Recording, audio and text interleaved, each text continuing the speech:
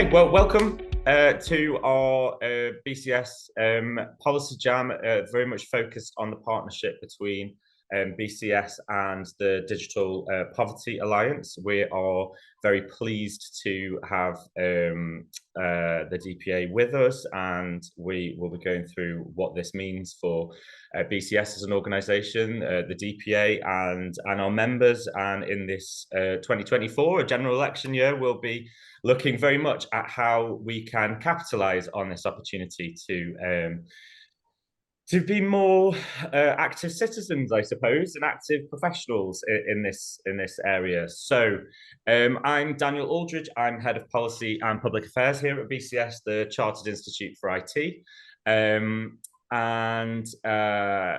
Yeah, back in September, we were really thrilled to sign a Memorandum of Understanding between ourselves and the Digital Poverty Alliance.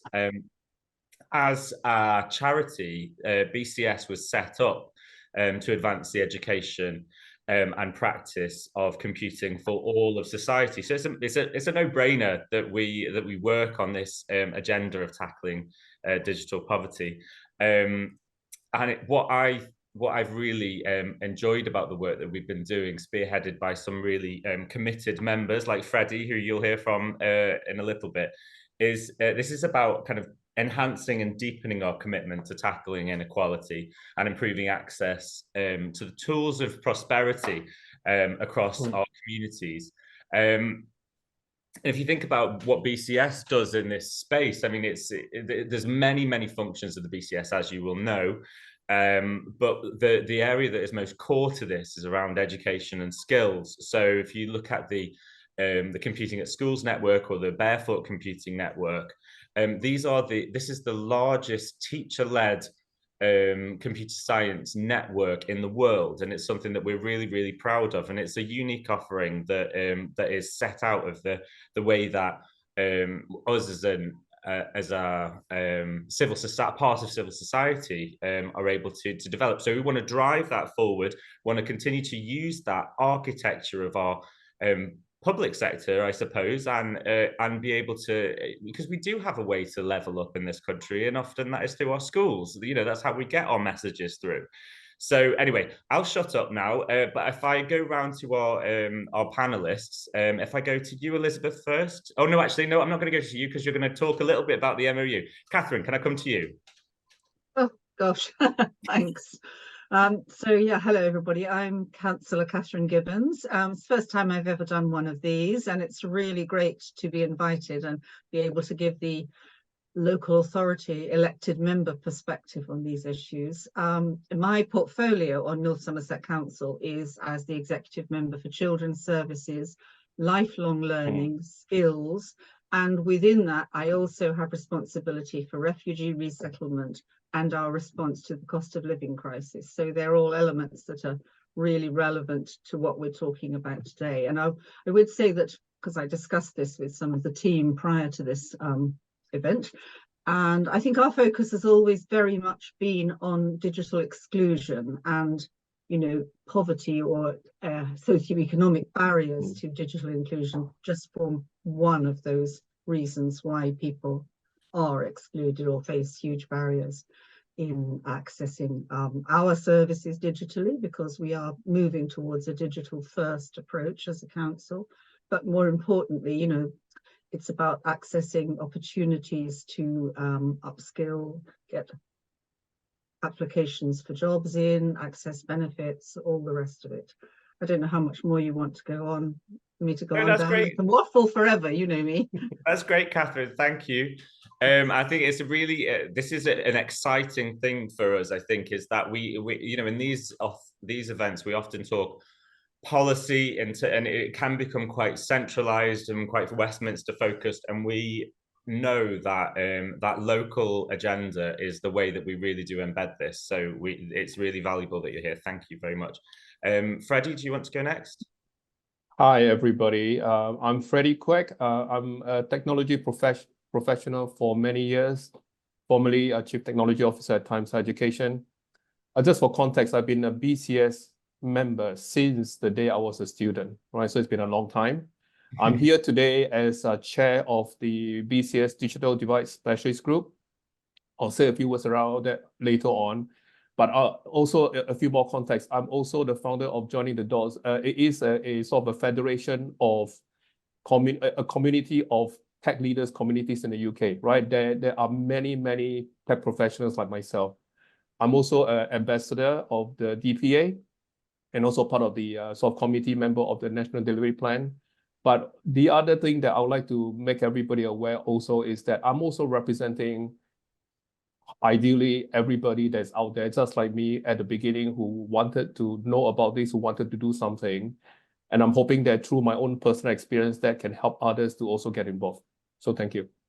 Absolutely. Thanks, Freddie. And it is that, I mean, it's any of this is built on that personal activism. And I don't think, I mean, I've said it before, but we wouldn't be in the position BCS is without you and others pushing for us to do it, because there's a lot of people, there's a lot of agendas. So it's credit to you and others. So thank you for all you've done on that. Elizabeth, can we come to you? Thank you, Dan. So Elizabeth Anderson, I am the Chief Executive at the Digital Poverty Alliance. For those of you who haven't come across us before, basically we are a charitable coalition. So we bring together industry, whether that's big or small, we bring together government, whether that's national or local, and we bring together charities and community groups, again, whether these are locally led or nationally focused. And when we talk about digital poverty, it is, as Catherine picked up on, it's a highly multifaceted issue. So we are looking at this both from the affordability perspective around devices and connectivity, that one-off outlay to buy a laptop or a phone or a tablet, or the monthly costs of broadband or data, which is not cheap, especially in a cost of living crisis. But then we also look at skills, we look at confidence and trust. We look at the accessibility of online services. We think about media literacy and safety, particularly for children, or indeed for parents and older people who've maybe never been online before. So surely if it's written down, it must be true. No, sadly, that is not the case. And we also think about technical support, which I suspect a lot of the audience do not feel the need to throw their laptop out of the window ever, but I do sometimes. So I have a lot of sympathy with people who are perhaps setting up devices, maybe for the first time. It goes wrong. Who do you turn to if you don't have people in your network who can help with that? So yes, we were incredibly excited to sign the MOU with BCS late on last year, particularly because, as Dan, you said, we are entering a general election year, and what we desperately need to see is more action by government, more action to convene, more action to signpost the incredible importance of tackling digital poverty. We do not solely look to government to do that, but it's a big piece of it. And I think our combined sort of efforts on lobbying, advocacy, public affairs on this through that MOU will be incredibly powerful. The other aspect, of course, is that we do feel there's a massive role for industry. I think there's a huge sort of positive boost that industry, whether that's big business or SMEs, can bring to tackling digital poverty, not just through funding, which of course is sort of one of the obvious, but actually through dedication of time and volunteering, and also through strategic thinking and innovation.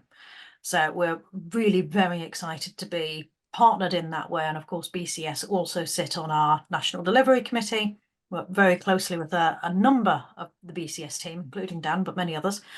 And we're really glad to be kicking off 2024 with this webinar to start bringing some of that to life. Well, thanks, Elizabeth. And that's just reminded me that we are still in the first month of 2024. We've got a long road ahead of us. I think if we can come back to the National Delivery Plan, because I think it'd be useful to just touch on what the highlights are there, if you're able to do that. One of the things I would like to ask everybody is, it's a massive ambition to eliminate digital poverty by 2030, and 2030 feels like a long time away, but it really isn't. So if you could give us a bit of an understanding of the delivery plan, but also then we'll do a supplementary bit for everybody around is 2030 feasible, and what do we need to do? Okay, Elizabeth, thank you. Sure. So 2030 is indeed an ambitious goal, but we think it's a necessary goal because millions of people are being excluded on a daily basis from more and more services moving online. Even if we think about children, homework is moving online. We hear on a daily basis from people whose kids are being punished at school, getting detentions because the parent can't afford to provide devices and connectivity for them to do homework from home. If we then think about healthcare, if we think about 90% of jobs only being online, we can't wait past 2030. In fact, most people can't wait past this year. So we do want to instill that sense of urgency.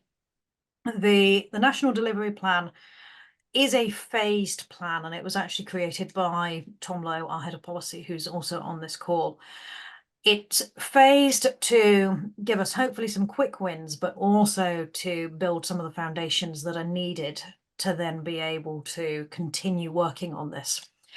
And those 6 missions, so the first one is around raising awareness, and that's raising awareness both with policymakers, with industry leaders, but also with the public. So we do know that even those people who are experiencing digital poverty don't know that's a thing.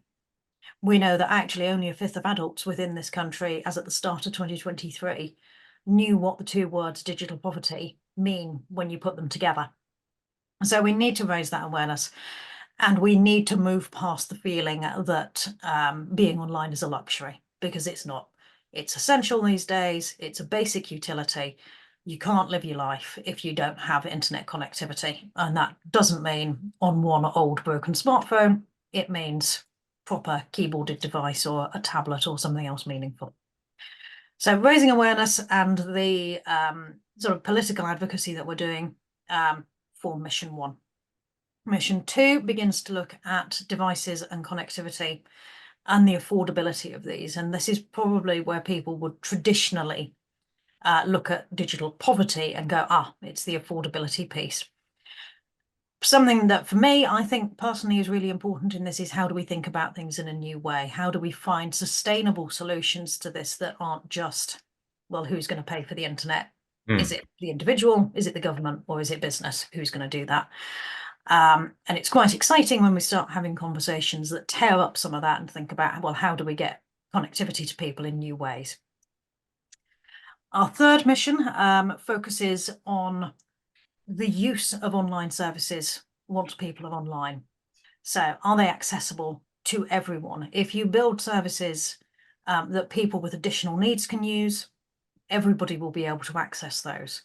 So how do we make sure that that's baked into how people think about designing services and the user experience?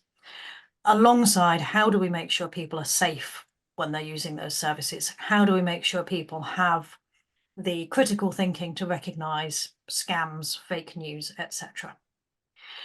We then move on to mission 4, which is around skills in the workplace, in education and for those excluded from work. We move on to mission 5, which is about research and evidence building. Actually, the evidence base around digital poverty isn't huge because it's not been an issue sort of going back hundreds of years. It's been an issue for the last 20 or 30 years. And then last but not least, by any means, we have mission 6, which is all about building local capacity. And this is very much framed around local authorities. It's framed around local services. And it hones in on the reality that whilst we want to create big, sustainable, national social change, actually that will come, it will be rooted with local services, local people, friendly faces, physical spaces, services that people trust within their community. So if we can just do all of that by 2030, we'll be flying.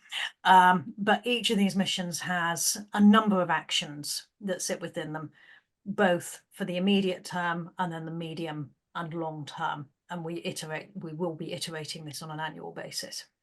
Amazing. Thank you, Elizabeth. Catherine, would you mind giving us a bit of an insight as to, what you think? Because I know we've had conversations in the past about some of the I suppose there's a lot of opportunities, but you know, some of the barriers that you might see that might get in the way on a local level between now and 2030, and then we can hopefully find a way to solution them. I was just listening to Elizabeth and thinking, yes, we as a council, we try very hard to do exactly those things. You know, we partner obviously with other organisations. You know, we've done tea and tech sessions out in the community. We have our libraries where obviously there's advice for people, and there are computers there that anyone can use. We partnered with Good Things Foundation in order to get, you know, data bundles and packages out to people who were most disadvantaged. And obviously we work closely with organisations like Donate IT to collect whatever hardware we can, refurbish it and get it out to people who most need it. The barriers, yeah, there are certain groups that face particular barriers, our refugee community particularly, and they desperately need to be connected so that they can start to look for, you know, somewhere to live, somewhere to work or whatever once they've got settled status. We concentrate a lot on our care leavers and care experienced young people to make sure that they are fully connected. I mean, the rest of the community, I find that there's still that element of the community that don't see a perceived need. I know that in the ONS report from 2019, that was one of the main reasons why people weren't, you know, connected, was that they didn't understand the need for it. That changed thanks to the pandemic. I think everyone began to realize that actually they had to be online for that period.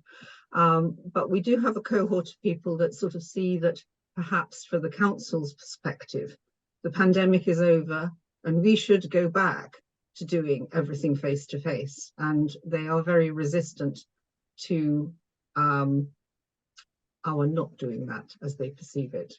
So that's one of our barriers. I think certainly upskilling people, and particularly women, is a focus for us. And I'm really proud to have worked with the Women's Work Lab to get their project into North Somerset. So we're working with groups of women twice a year to get them back into the workplace ready. We don't focus on getting them a job at the end of it. It's about giving confidence, and one of those areas of confidence is absolutely, you know, being comfortable with working online, with, you know, doing hybrid meetings that they may never have done, and just being fully enabled to enter the workplace in this, as they see it, new world. And we work closely with our schools. You're right to highlight that they have been a fantastic source of education for families, not just the young people themselves. But what we did see, as you highlighted, during the pandemic was the fact that once people were not going into school, the poverty that they faced in terms of the actual hardware and devices and the data that they could access was enormous. There were families with 3 children trying to do their homework and the online lessons on one old tablet. People who couldn't access, let's say, support in terms of applying for grants and other financial help because they didn't have the access via an old phone. And we do try to help. But it'll come as no surprise to you that, like all local authorities, need is great and money is in short supply. So we are trying to do the best we can with Section 106 money to fund you know, various projects. We've got a very good uptake from our community learning team's efforts to teach people entry-level digital skills. That works very, very well, and it's aimed at people, you know, who are in a socio-economic group that need it most. So yes, we have it as a huge focus. We are well aware that this is incredibly important to people, and as you said, it is about getting that message out to those people who still don't really see the need and are only minimally engaged online with a few things and not really understanding what more they need to do. Thanks, Catherine. That's helpful. No, that's very helpful. Thank you. Freddie, I think it's useful to bring you in here from the kind of BCS member and activist perspective, because obviously Catherine's talking about North Somerset, and there are a couple of BCS membership groups that kind of map onto that. So, but Freddie, would you give us a bit of an insight on your thinking around this from the BCS membership side? Yeah, I think what is really interesting is that, you'll find that you'll hear lots of stories about, a lot of great stuff that's happening out there, right? So that's one thing. So that's the bottom of grassroots level. But then if you look at it top down, you also find that there are many organizations, right? Either government bodies, parties, corporates, professional bodies, they all also have the same idea that this is a problem. But the challenge here is there seems to be a lack of sort of connecting up. This is why I call it joining the dots. Yeah, trying to really understand this in a more holistic way, because a lot of the effort that we're putting in today at all levels, right, from top down, bottom up, they will not be sustainable. They are not strategic. They are not far-reaching enough, right? So unless we take a different approach, we're not going to be making any difference. For example, right, today, most of my peers, IT professionals, they all want to help. And we all have that, what we all take for granted as that so-called superpower that we can just make things happen, right? But a lot of people do not have that. And we thought maybe the way to solve this problem, and the reason why joining the dots started happening was because there were many people like myself who thought maybe the best thing to do is to set a sort of a donation campaign, device donation campaign. And we quickly found out that that is not the way to solve the problem. There are many, many other things to solve, and that is not the best way to solve it, because we need to find a way where we're playing to the strength of the network, of the communities, of the individuals, and see what they can do to do what they can to really maximize and sort of make that problem a lot smaller by joining together, rather than thinking that we alone, either a rich professional or a rich organization, can do everything themselves. So one of the things that the BCS members, as well as sort of tech professionals out there, is what can we do to make a difference today? We're not talking about doing something about tomorrow, yeah, today, right? So I think part of the way to solving this problem is we must have that holistic support top down. And this is why I really welcome the DPA together with the BCS, together with government, to provide that framework, structure, policy guidance that enables many people like myself bottom up to be able to contribute. I mean, a good simple example is, we talk about the concept of being a digital champion, going to our schools, local communities to go and provide some support. But the reality is that it's not easy to do that. So how can we make those connections? So I'm sort of not solving the problem here by just stating the problem, the challenge, but hopefully towards the end, maybe we can start discussing about some of the ideas to solve these problems. Thanks, Freddie. We have a number of questions coming through, and I think rather than us just having a conversation, we might want to bring some of the questions through, because I know some people have posted in the chat, and Claire is kind of collating some of that information. But if anybody did want to raise their hands to ask a question, Claire can kind of let you do that, because I've handed over the host responsibility to Claire. So if anybody does want to say anything, put your hand up. If not, Claire can read out some of the questions that have come in the chat. There's a question here from Tom McGrath. Is one of the issues with digital inclusion that the government and parties get too distracted by shiny new moonshot technologies rather than focusing on making sure that everyone can access the technologies we have today? I mean, that's knowing smiles from all of us on the panel. Who wants to take that one? I was going to say, certainly from our local perspective, no, I don't think. I think we'd love to focus on shiny new moonshot things, but we're very focused on providing the basics for people. Okay, Elizabeth. I think at a national level, this is definitely a challenge, and particularly where we saw the digital inclusion brief, which is a really small number of people, as in about 2 people sit within Department of Science, Innovation and Technology, focusing on digital inclusion, whereas yes, AI, the space race, all of these, of course, anything that government feels can help us be a tech superpower gets lots of backing. As an organisation, as a charity, we feel that until actually we've ensured that everyone has access to the baseline, whether that's the skills, whether it's the tech, whether it's the connectivity, whether it's the confidence, whichever it is, we can't be a tech superpower when 1/5 of kids don't have access to a device suitable for learning in their home. And we would love to see a new government actually really picking that up, really focusing on it, and perhaps moving it out of DCIT, which it does seem to be very much focused on the shiny moonshot technologies, and putting that either in a cross-departmental digital inclusion unit, which we feel would be best, or at the very least moving it into a department such as what's currently the Department of Levelling Up Communities and Housing, where actually it can have that focus on how tackling digital poverty can really benefit those people in society who just don't have the access and the opportunities that they need. Elizabeth, you're triggering all of my policy wonk excitement here. Thinking about whether, you know, and especially some of the barriers around DFE's perception here around the school's focus and not the kind of continuing focus. And so yeah, there's some anyway. That's maybe another conversation. But Freddie, did you have anything to come on? Yes, if I may sort of add this sort of dimension to the understanding, I think everybody probably would be very familiar with the concept of these days, everybody, organizations, anybody who needs a digital strategy, correct? Yeah, because everybody talks that language about transformation. But let me ask the question and challenge also the thinking.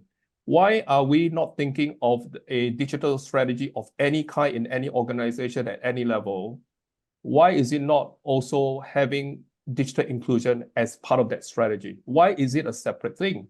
So I think we need to challenge everyone, right? And this is starting, by the way, in the education sector. The higher education sector is now championing a sector-wide digital strategy. And one of the things that we want to encourage all organizations to do is you cannot talk about a digital strategy without incorporating elements of understanding about digital inclusion, exclusion, poverty, divide, right? Because if we don't do that, we will not be able to get everybody to be part of this digital world. Therefore, what is the point of having a strategy when we're leaving people behind? So my encouragement will be for policymakers, for you know, technology leaders like myself who are in the business of doing systemic, you know, strategic thinking, please consider that in your strategy.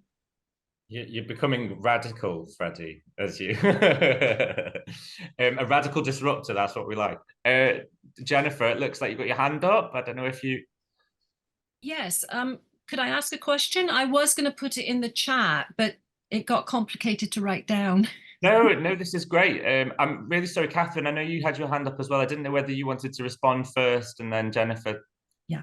Sorry, I Jennifer. was just going to pick up on what Freddie was saying and highlight that at least in North Somerset, when we did formulate our digital strategy in the previous administration, which I was also part of, just for context, we are a no overall control authority, which is beneficial in lots of ways because we are formed of an informal partnership of a number of parties: Labour, Green, Independent, and Liberal Democrat.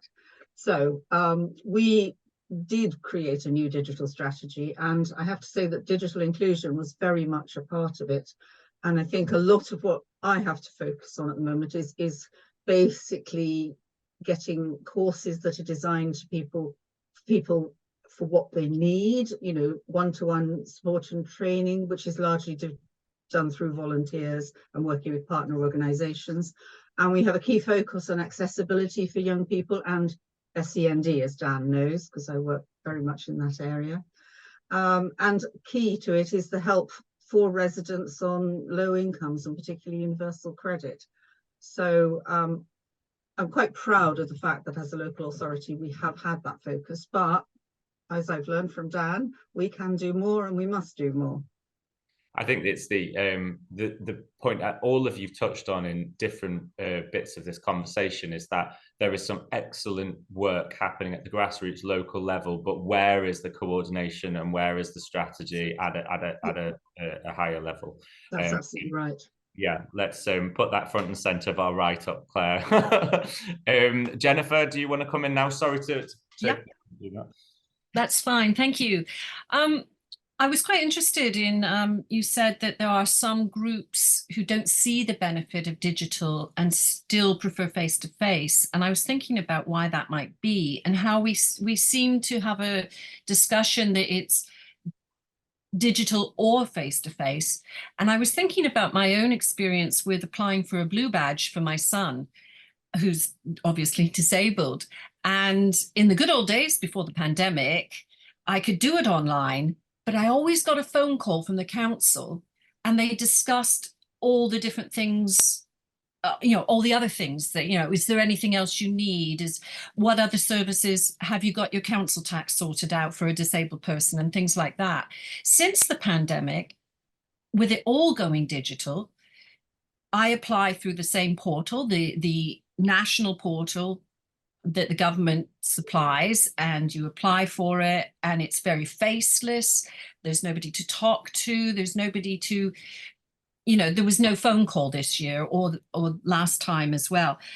And it's really missing something. And I'm wondering whether we need to listen to those people who say they would prefer face-to-face and find out why it is they want face-to-face and not digital, and incorporate those things into the digital offer, so then they would see that there's a benefit to it, because maybe there really isn't a benefit for digital for people. Thanks, Jennifer. Did anybody want to come in on Yeah, that? I'm happy to contribute here. I think, part of the challenge there is that the tech sector for a long time has taken this 80-20 rule, meaning that we have been designing solutions for 80% of the population, thinking that it will be good enough for everybody else. So that's point number one. We need to address that thinking. And point number two is that these days we need to make sure that, for the rest of the 20%, there is a long tail, right? They have different needs. So does that mean that we should try and do something for them, which may be impossible? Or do we take the other assumption, which is to ignore them because they are the 20%? Right, so that is the challenge. But I think what is really important, so this is another thing that we're trying to do, is we want to encourage the rethinking about how we design and implement digital solutions. For example, this thing called digital personas, that assumption of 80-20, we want to challenge that and change that. One of the initiatives is to champion the creation of a national catalog of digital personas as a way for people to contribute to it as well as to consume it. So that might be a way that we can really help everybody, because no one can do that on their own. So hopefully that might be a way that can help. It's really interesting. Thanks, Freddie. Elizabeth, Catherine, did either of you want to come in on that? Yeah, I think it's an incredibly important point, and actually people sometimes look at our charity and they think that we are all about just getting everyone online, and that's not what we're about. We're about making sure that people can access services, many of which are now online, when, where, and how they need to. But actually, there will always be some things that are better done face to face. There will always be some things that are better done on the phone if you can't do it face to face. And particularly for those millions of people who are experiencing digital poverty at the moment, and actually changing from the way you've always done something, particularly if you're an older person, you've been doing something the same way for the last 70, 80, 90 years, just saying, oh, well, we do it online now, that doesn't answer a question. If we want to change that thinking, and that is a question in itself, actually, it's about making sure that services are relevant and user-friendly and intuitive, not just to the person who builds them, not just to the organization for whom it's really handy if you can do this yourself online, but that we're not just saying digital is better, we're making digital a conduit to what people want to do. If you want to learn to cook, if you want to apply for a blue badge, if you want to know which vegetables you should be planting this month, digital is about learning, it's about facilitating, it's not about being a means to an end in itself. And we mustn't confuse tackling digital poverty with let's force everybody online, because that's definitely not what we're about. Thanks, Elizabeth. Yeah, can I just come in quickly, Sure. Dan? It's interesting, Jennifer. I had many such issues in my inbox, particularly about the blue badges. And I think part of it is because every case is different. People feel a need to actually explain their particular circumstances because the form doesn't always make allowances for certain disabilities, and there has to be a conversation. And there are all sorts of other areas where there are complexities like that. So one of the examples I think that's quite pertinent is the fact that we managed finally to get the online portal up and running for our EHCPs, education and healthcare plans for young people with SEND needs. And that was something that all parents and carers wanted. And it does work extremely well. But combined with that, we're making an effort to make sure that those parents do get a phone call and have somebody that they can talk to, so that they feel if something is a bit complicated or it isn't working for them, they know who they can speak to. And that was something that was very much expressed to us by parent carers as needed. And it's all very well, as you say, to have the digital, but they still want to feel that there is access to a person when things aren't going quite as smoothly online as you'd like. And Yeah. then if I may jump in quickly here, I think what is really key from listening to everybody is that we should not assume that it is a binary decision, that we are just going from one world to another world. I think in some situations, we've got to recognize the fact that you will probably need both, but it's about achieving that balance over time.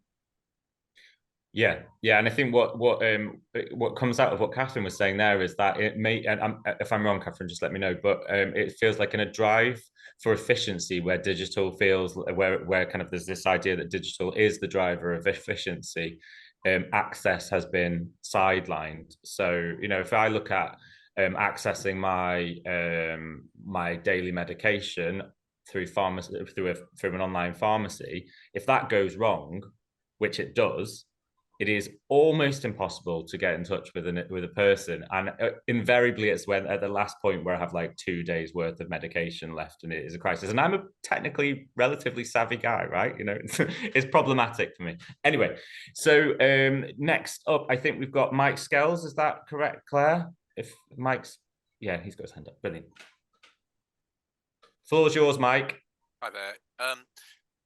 In the framework that you're proposing, I think we need to make sure that we've got a mechanism to enable people who just want to go and do something local to get the contacts. My history is I got involved in digital poverty when I was teaching A-level students computer science, and realized that over half the students didn't actually have a laptop, and they're doing A-level computer science, and sort of got involved and talked to Paul Finnison and whatever after that. So that's sort of my history.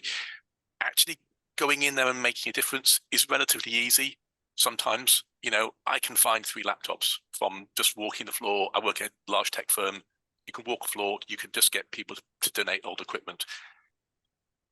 But the hardest thing is actually getting the contacts, getting into the school. You know, if I walk up to a school and say, I want to help, the receptionist will turn me away. That's their job, because I don't have a student there. I have no connection, whatever. We have to have a framework that enables people who want to make a difference to be able to make a difference in a well-controlled manner, because obviously we don't want random people just going in to try and help students. But we have to find a way that can work. I don't know what the solution is, but I think we can't do this as a top-down. It needs to be a bottom-up thing, because what works in Somerset will not be what works in the East End of London. There's different connectivity issues. I've given people long Wi-Fi aerials that go through 3 people's flats and can talk to a friend of theirs 3 floors away who can give them Wi-Fi because they haven't got connection at home. That's not the same problem that Catherine will have in Somerset, because, you know, I don't have Wi-Fi aerials that big. But just to trying to raise the thing that we need to find a smorgasbord of things that says I can help in this way, a bit like you know, an online dating system's what you need to. I can help in this way. How can we stitch people together to help Catherine with what she needs, or someone in East London with what they need. We have a wonderful resource in BCS to go and do that. But it's stitching people together and getting firms to realise that they can make a difference. Sorry, that's a bit long-winded, but no, it's really valuable. Thank you, Mike. Did anybody want to respond to Mike? Yeah. Yep. Mike, look, I totally relate to what you say, because that's my personal experience too, and many members like ourselves, right? But I think what is really interesting is that last year, the DPA, BCS got together with our second strategy day. One of the things that we want to champion and make it happen is this concept of BCS member in the community, or, if I were to sort of make it even broader, just a technology professional in the community that can be a digital support professional to help anybody who needs help, right? But it requires some kind of a framework support that enables that to happen. Currently, that is lacking, which is why my example of try and go to a school and offer help is not possible, right? So these are the kinds of examples that we can potentially use as use cases to do something about it. But I'm saying we have some frameworks like that, like My Digital Future, BCS Foundation, that can do this sort of thing, that can link these people together. And that's my background. That's where I've come from. I'm a mentor within that process. True. But we just have to have something that someone wants to make a difference. If they can go and pick litter in a graveyard because that's what the company is offering, or they can actually use their tech skills to go into do a one-off talk in a school. We just have to find a balance that people can do what is best. Yep.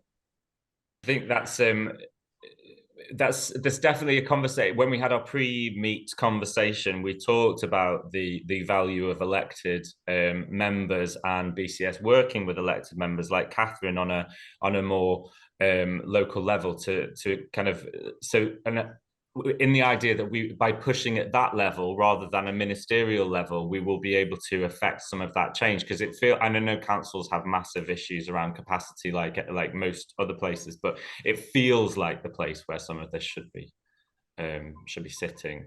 I don't know, Catherine, Elizabeth. Yeah, I thoroughly agree with that, and it's local solutions that will actually make the biggest difference. Until or unless we see a new government-led digital inclusion strategy, it's actually being able to get real people giving real support to real families that's actually going to make the difference. What I would say is, if people have devices and they can't find people to give them to, please do get in touch with us, because we have an unending supply of schools and community groups all over the country who are very keen to get those. So if you can't find anyone near you who wants them, do not let them go to waste. But also it's about really being able to understand the support that's needed in local communities. So sometimes it's not the one-off talk in a school. Actually, it might be even helping to set up a load of new tablets that have arrived, because a primary school is very unlikely to have an IT team who can help to do that. It might be all sorts of other support. It might be working with older people to help them be more confident and know how to stay safe online, which is something I keep coming back to, but is incredibly important. So it's definitely about finding out what that local need is, rather than just trying to push on one particular area. We would love to be able to set up the kind of dating system, no dates intended, that Mike, you just set out there. It's one of those things that actually sounds incredibly simple, but needs a lot of funding to get off the ground, because it's a quite complicated thing really to then run and maintain and ensure within itself that that is safe, and that schools and community groups are being approached by the right people. But if anyone's particularly keen on that, and even better if anyone has a budget to put behind that, that's something that we would definitely love to work with the BCS on.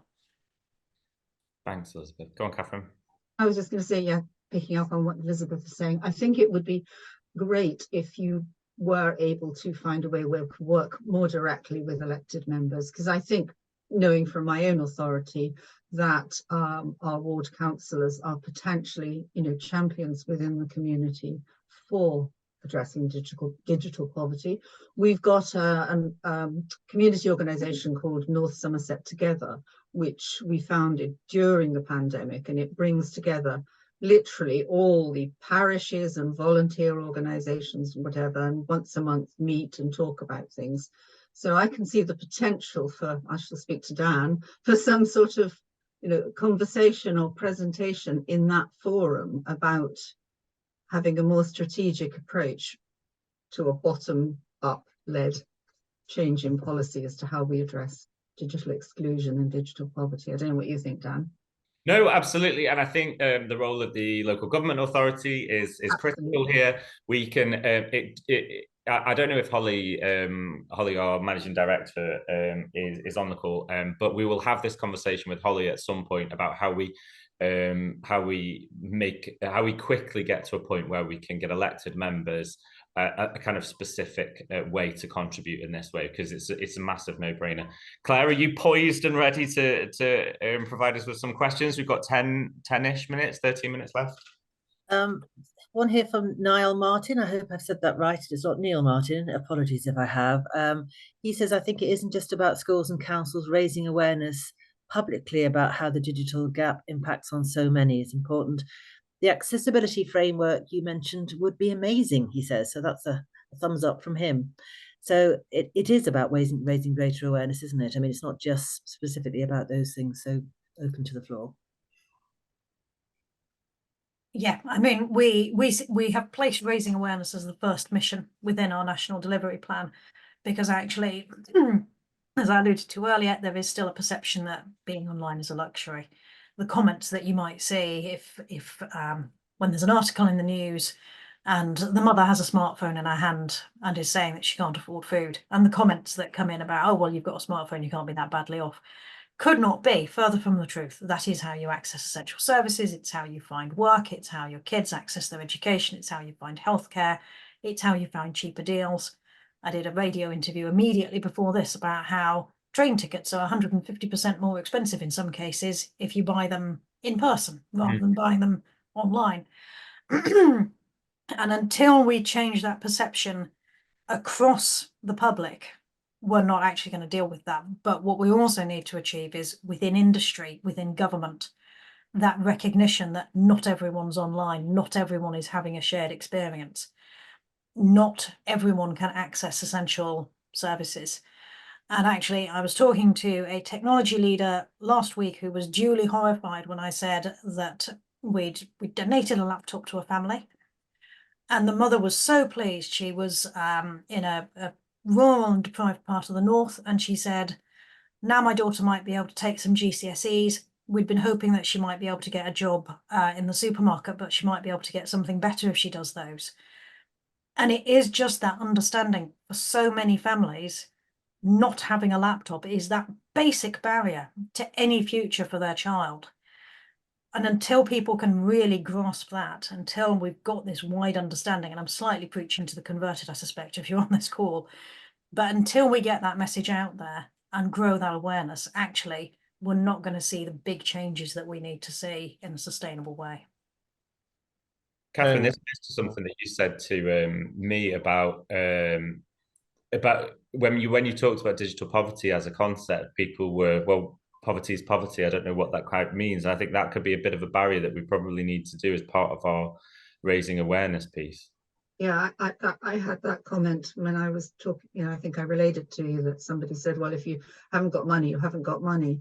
And it's more about how people are aware and how they prioritize, because I know some families who are, very challenged economically, but they have the awareness that they need to be connected, and they prioritize that over some other things, which shouldn't be the case. But equally, I know people who are in the reverse, who probably need to be online and are extremely resistant to it, and it's not a matter of money.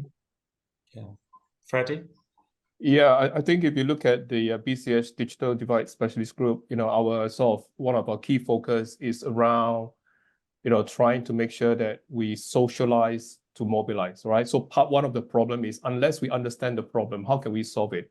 And this is why, this is the beginning of a series. I mean, this is our year 3 a series of webinars, monthly webinars, where we cover many different topics, but there's always an angle linking to the way technology can help, linking to digital poverty, why we need to do something about it. So please please come and join us, either contribute or come and learn from this, because it's still a big issue trying to understand what we need to know, because it's a complex topic. It has got multi-dimension. It affects many things that we do in our daily lives. So let's not think of it as a standalone thing that can be sorted out by somebody else, right? We got to really take that in the context of our lived experience every day, how it affects us, and therefore how should we approach solving this problem.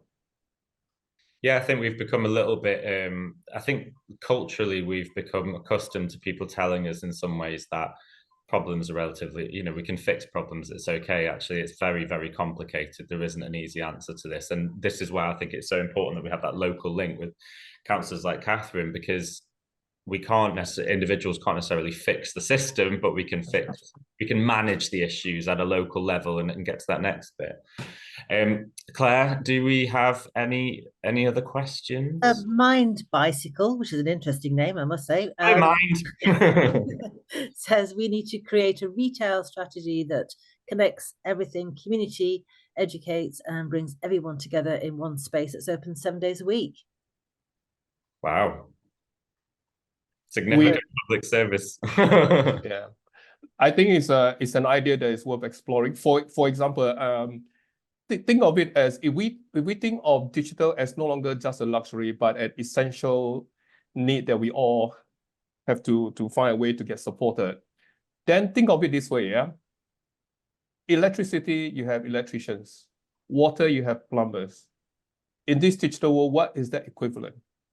So let's have a think about what does that mean? How can we find a way whereby anybody in the community can easily get access to those kinds of support, whether paid for or provided by the council, whatever, but that thinking needs to be there, which is why we're trying to link this with the BCS member in the community, because everywhere you'll find a BCS member. How can we find a way to make those two connections? Yeah, thanks, Freddie. Mind Bicycle, did you want to contribute, or are we covering? Claire, could you unmute our friend? Hiya. Oh. Mute. Yeah. Hi, how are you doing? Okay. Yeah, great, we can hear you. So just to give you a bit of background, I've already connected over the last about 3 years. I'll wrap it up really quickly because I know I don't want to take too much time, but I fell into this 3 years ago when we had the pandemic. 20 years I've spent in tech. I've worked for Apple and Google, and I was really lucky to build the Google shop about 6-7 years ago. And what I found exactly this, and I've been working with Digital Essex and Jess Flack, and I got back from there yesterday. I was at Brentwood, the private school, working on this, and we all come to this conclusion, just to back what Freddie means, is that unfortunately with technology it changes every second, and it's now exponential growth. So the only way we're going to keep up with this is if we're having all this amazing community work. We've got thousands of people doing all this amazing work, but going to like village halls, doing ad hoc sessions for an hour, coffee here, and then every other 2 weeks we see that person not for another 2 weeks and another hour. It's not going to work. The only way this is going to work, and we're going to fully crack this nut, we need these all over the UK. You need to walk in and walk out digital, and it has to be in a fully inclusive space. We don't separate anybody. Doesn't matter whether you're rich, poor, you're offline, digital equity, everybody will go to that hub, and it becomes the digital heartbeat of that high street. So it's a place where you can get affordable devices, digital upskilling. We have sessions every day, and it is open 7 days a week, 9 till 5, partly staffed, part volunteers. We bring everybody together in a shared space, and we use the high street that is dying, all the empty banks, all the empty we just literally go for it. And this can be done. I've been working for 3 months now in Essex and the last 3 years, and I've built a blueprint. And what's exciting for me, we was ahead of our time at Google, and I went off to San Francisco and we built the Google shop, and we built this blueprint. We'd done it 6 years ago, but we was too ahead of our time. And for me, it's deeply passionate, right? Because I am, just to give you a bit of back context, I'm from a council estate, a single dad. I grew up on a council estate. I'm dyslexic. Without technology, I would have not been on this journey. I wouldn't have gone to Apple and Google, and I would not have worked there. Yeah. And we can do it, but we all need to get around the table. We need to get these shops open, whatever way you want to call them, work together. We've got thousands of us doing amazing work. It's now time for us to come together and work together and move forward, all as one. And if we pool all our resources, this can just be an incredible journey for everybody. And I know that's really moonshot, but Freddie, I agree with him. In technology, we work at moonshots. Why can't we shoot for the moon? Why do we have to think short term? Let's go for it. You know, at the end of the day, why don't we have a moonshot? The moonshot should be that. Let's bring everybody together 7 days a week. Let's do it. Listen, I put my email in the chat because I think it'd be useful to pick this up. You've sold me on a concept, right? But I think there's something really interesting here about because we need the moonshot, we need the maintenance, right? So we need I think we do need some of both. But it's a really interesting concept, and I think there's scope in that. I'm just conscious we've got 3 minutes left. No, so pick it up afterwards. Oh, sorry, you've Claire's muted you, but thank you. Right, we'll pick it up. Okay. Right, I just want to give our 3 main speakers time to say anything that they want off the back of this, because we're going to have to wrap up. But it's obviously there's fascinating, loads more I wanted to talk about. But Freddie, do you want to go first? Sure. I think the final question will be, how can you get involved? So my recommendation is, please, if you're not a BCS member, join and become a BCS member. Join the Digital Poverty Alliance. Or if you are part of your organization, please connect with us so that we can work jointly together. Hence, this is why we call it joining the dots. Yeah, it's to socialize in order to mobilize as many people as possible. Thanks. Elizabeth? Thanks, Dan. Fantastic conversation. If people want to get involved, exactly as Freddie says, do visit digitalpovertyalliance.org and find out how to join our community hub. If you've got ways you want to help, do email me, elizabeth@digitalpovertyalliance.org. Love to have that conversation. Absolutely agree that we need new thinking and new innovation that's actually going to tackle some of these issues, give people the opportunity to get the support that they need, without expecting people to go online to find out how to get online. And if you are part of a company that wants to tackle this, please do reach out. There's lots of ways we've got for you to help. Our industry forum, lots of other things, working groups and so on. So please do get in touch. Thanks, Elizabeth. Catherine? Just to echo what the 2 speakers have said, it's been a privilege to be here. It's the first time, and I hope it'll be the first of many opportunities that local government elected members like myself can get to engage with this community. I'll certainly be joining everything you've mentioned. I'd love to join BCS, so I shall talk to Dan about doing that. And yeah, I shall carry the messages that I've got from this session back to my colleagues in the council and see how we can work, at least in our area, more closely to take the benefit of your expertise and learning. And I'm really excited by Mind Bicycle's ideas. So thank you. Thank you, everybody, and thank you, Claire, for facilitating the chat. I could continue to chat about this for quite some time. I'm sure many of you could. There's been some great comments just in there about the fact that we have libraries, and we shouldn't forget that those are facilities for the community. There's tons of other stuff there, but it just says to us that we need to keep this conversation going, as Freddie's been so fantastic in driving us along. So we'll close this now. We're at time. But we will write this up and we will follow up with some key areas where I think we need to focus again. There's just many things that have sparked from this for me in particular. So thank you, everybody, and we'll be in touch soon. Thanks.